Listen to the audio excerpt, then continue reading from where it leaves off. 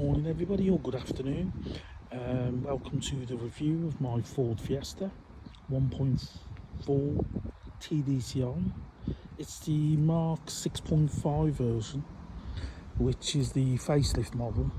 You can actually tell that by the indicators, which are in the bottom of the headlights, whereas the Mark 6 are up here somewhere. It's actually not a bad vehicle. It's small, which is what you need. It's very economical. It's not a bad looking car either, especially in the silver colour. It does have the alloys, smoked alloys.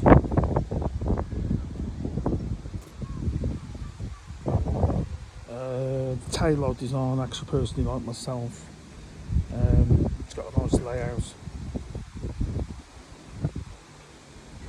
Not the reflectors at the bottom. You've got a reflector at the top.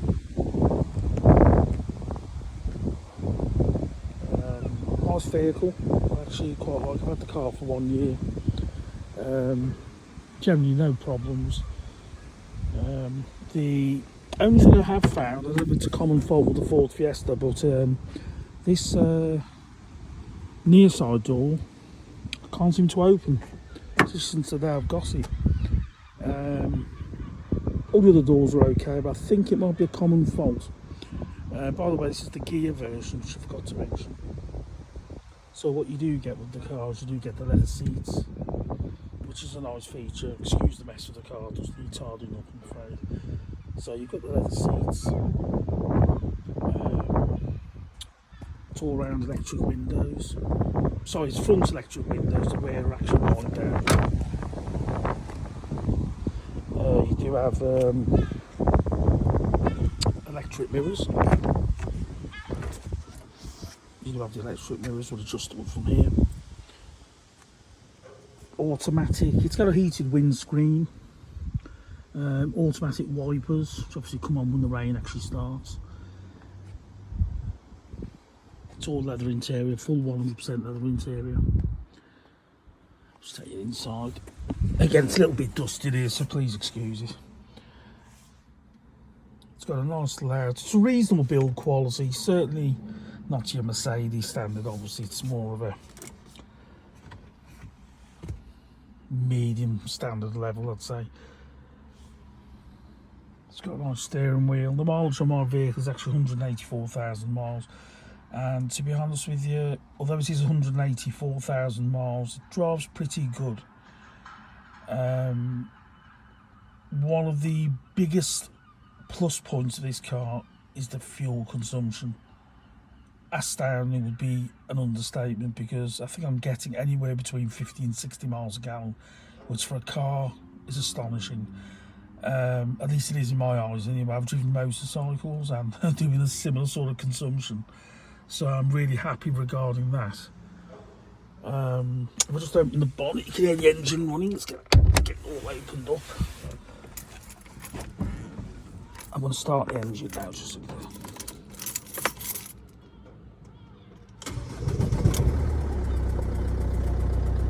also you do get this little warning light, which can be a little bit, it's not actually flashing, it's actually still at the moment. It's only because, I think it's because of the camera. It's flashing, but otherwise it's actually still. I've got an ABS warning light, which I think is just a faulty sensor. And this light here is basically just telling you you've got the driver's door open. That's all it is. It's nothing to worry about. It'll do that with the boot's open, the driver's door's open, so it's certainly nothing to be concerned about. And the ABS light is just something that's recently come up, but I think, from what I was told when I last had the car in for the service, it was actually just a sensor, a faulty sensor. So we'll just open the bonnet for you so you can see that. We'll try and do this with one hand. That's a bit difficult. Proving really hard.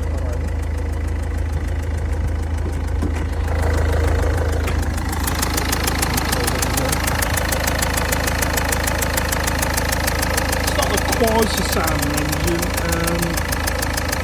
certainly the smoothest, one of the smoothest small cars in the group.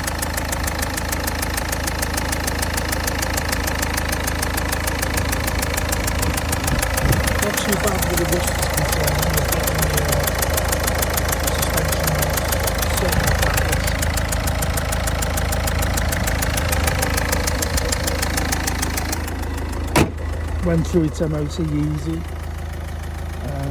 I think that some of them do actually get some problems with the sills needing welding. It's actually on the other side.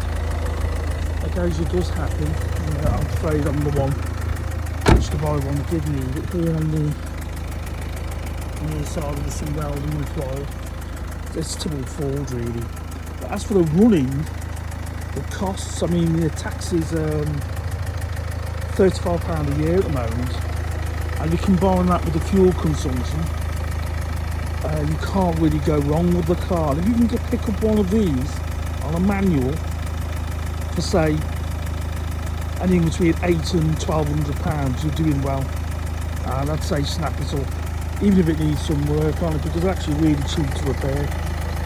They're not bad looking cars. They're ideal as a first time car.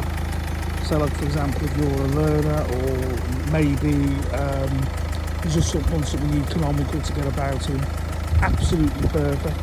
I've even used this for tip runs. It's been a van. On some occasions I've actually folded the seats down at the rear, and it does give a reasonable load space, so you can actually go to the tip, take everything in it, obviously put the cover down, avoid damaging the interior of the car, and it's actually done really well. So it literally acted like an estate car. So myself, very happy with it. I would be very surprised if anyone bought it and didn't feel exactly the same. I think it's a nice looking car as well for such an old vehicle. I mean, it's a 2006, so it's an old car by anyone's standard. That makes it, I think it's at 17 years old. Like I said, I'm really happy with it myself. I'd be very surprised if one of you viewers, if you did go out and buy one, you'd be happy as well. So try and find an automatic if you can, which is even better. But anyway, this is my first ever review. I'll be doing various reviews of various products, vehicles and normal household products in the future. What I would request is, if you've liked the video, please give me a like. Please subscribe. I'd much appreciate it. Help me grow the channel.